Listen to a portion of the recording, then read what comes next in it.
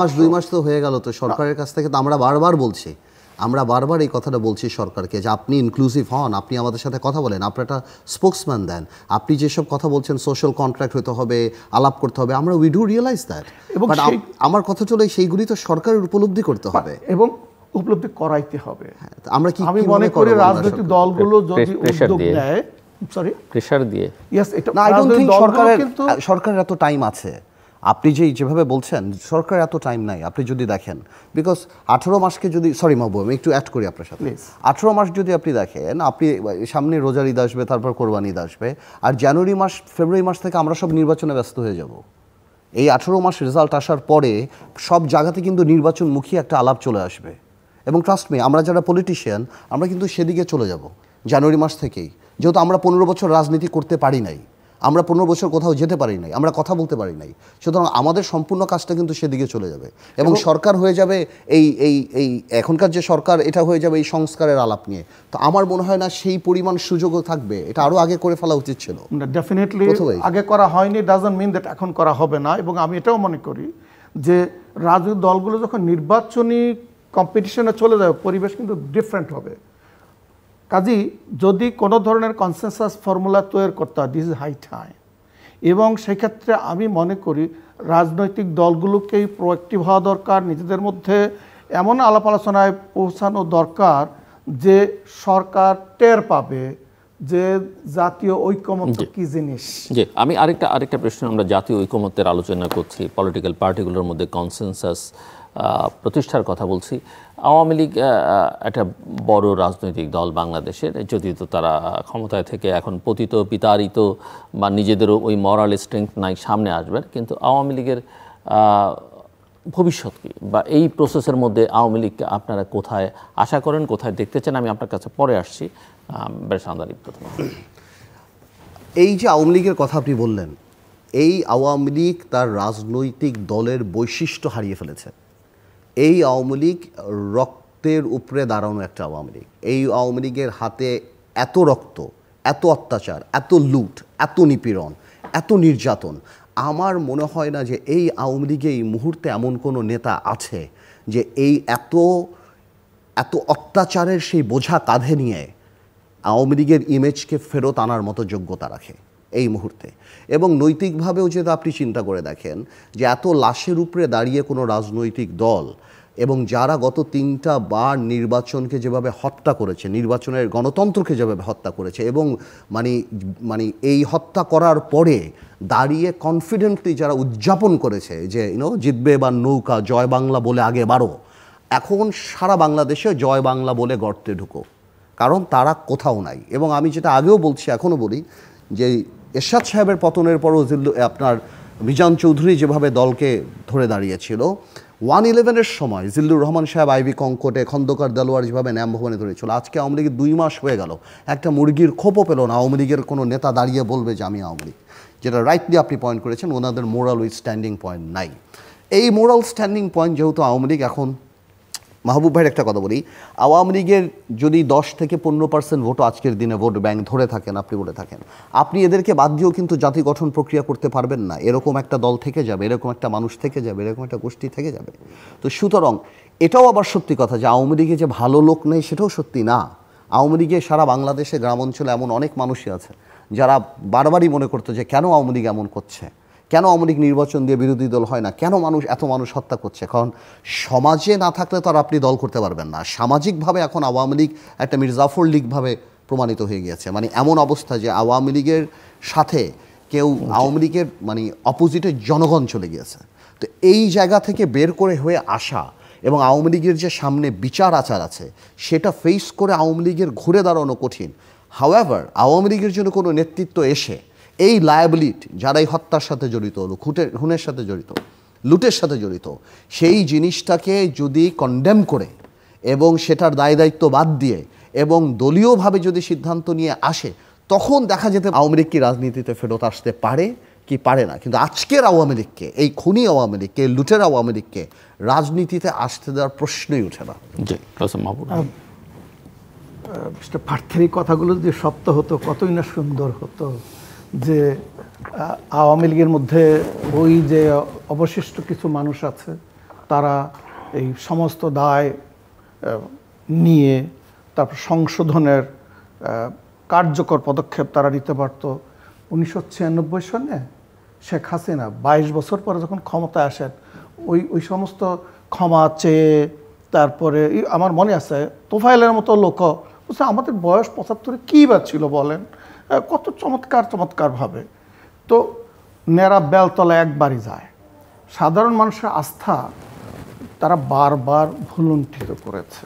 আমি পূর্ণ আপনার সাথে একমত যে এত রক্তের উপরে দাঁড়িয়ে অন্তত এই জেনারেশন যতদিন বেঁচে আছে তাদের স্মৃতি থেকে কি মুছে ফেলা সম্ভব? আপনি কিভাবে জবাব দেবেন শুধুমাত্র যে 1581 না কতজন শহীদ হয়েছে তাদেরটা নয়, শিশু মারা গেছে, কত হাজার চোখ অন্ধ হয়েছে, আর কত পরিবার সর্বশান্ত হয়েছে, আর রাজনৈতিক দলগুলো। এবং সেটা কিন্তু আপনার 2 মাসের হিসাব আমরা আলোচনা করছি, গত 15 বছরের হিসাব কিন্তু। এবং আপনি এখনো দেখেন আওয়ামী লীগের নেত্রী যে ফোন আলাপ আমরা শুনি, মানে 20 জুলাই থেকে 5 আগস্ট পর্যন্ত সময়টা যে এক্সিস্ট করে না, মানে এমন একটা টোন যে এটা এক্সিস্টই করে না। এবং এই কাউন্টার অ্যাটাক যেটা ইউনূস সাহেব করিয়েছে, এই করেছে, এরকম ডিলিউশন বা এরকম যদি ডালেমা থাকে, তারা তো এখনো মানে কোন জগতে বাস করে বোঝাই তো মুশকিল। কেউ বলেন ক্ষমা চাইলে হয়ে যাবে, নো, এই সমস্ত এই র্যাটরিক দিয়ে কিছু হবে না, পরিষ্কার। সেই জন্যই কিন্তু দরকার। আবার আমি এটার সাথে একমত না যে অত বছরের জন্য ব্যান করো, তত বছরের জন্য ওইটা করো। নো, ন্যাচারাল প্রক্রিয়ার মধ্য দিয়েই তো তারা মিস্টার পার্থ তাদের রাজনীতি।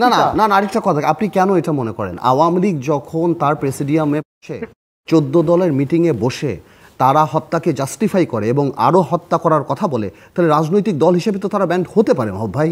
আমি আসছি এখানটায়, এইটা কিন্তু আইনি প্রক্রিয়াটা এমন হওয়া উচিত, আগে বিচার হওয়া দরকার হত্যাযজ্ঞের। এটা তো মানুষের 1 নম্বর দাবি সারা জাতির।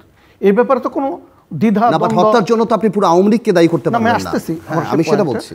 তো আপনি যখন টেররিস্ট অর্গানাইজেশন হিসেবে যদি তাদের বিচার, কারণ এই বিচার প্রক্রিয়া শুধু একজন টপের ব্যক্তির নয়। আপনি চিন্তা করতে পারেন ওই পুলিশ লীগ বলে একটা লীগ আছে না?